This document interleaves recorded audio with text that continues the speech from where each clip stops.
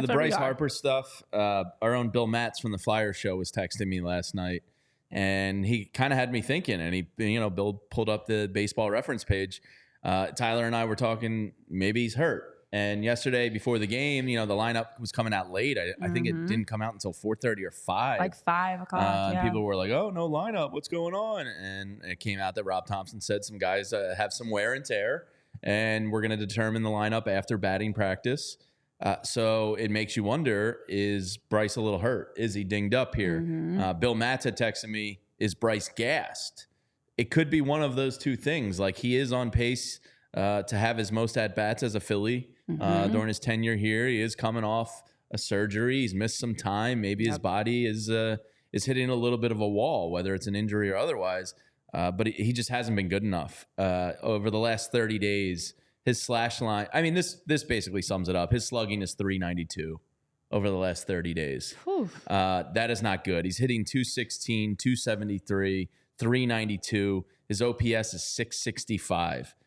So I was curious, we talked about Trey and Bryce as MVP candidates for a large chunk of this season, and they were, and that was real. And Bryce Harper was winning Player of the Month.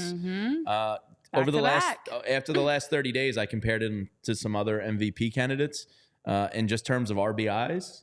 Bryce has 11 RBIs over the last 30 days. You're not going to be a World Series winning team with that kind of production from your best player, your most important player. Comparably, Aaron Judge has 25 RBIs over that time period. Shohei Ohtani has 19. Bobby Witt Jr. has 25. Soto has 21. So, these guys that are faces of baseball out there are, you're not performing to their levels right now. And it's an important time of the year. Do I think he's going to return to form? Yes, I do. Still, I'm not overly concerned about Bryce, but it does need to pick up like 2 weeks ago. He's just not been good enough. And I think that's really what it boils down to, like offensively, at least. Yeah, you can say Johan Rojas left 5 guys on base last night. Yeah, you can say Brandon Marsh is striking out all the time and isn't playable. Fine.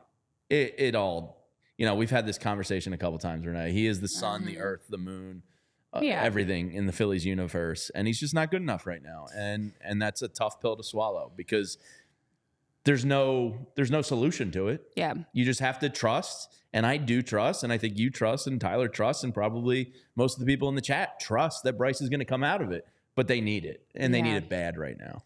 Yeah, and it's a good point you bring up of what really is going on with Bryce Harper, because I know we talked about this with Jose Alvarado, and we'll get into it more specifically when we talk through him.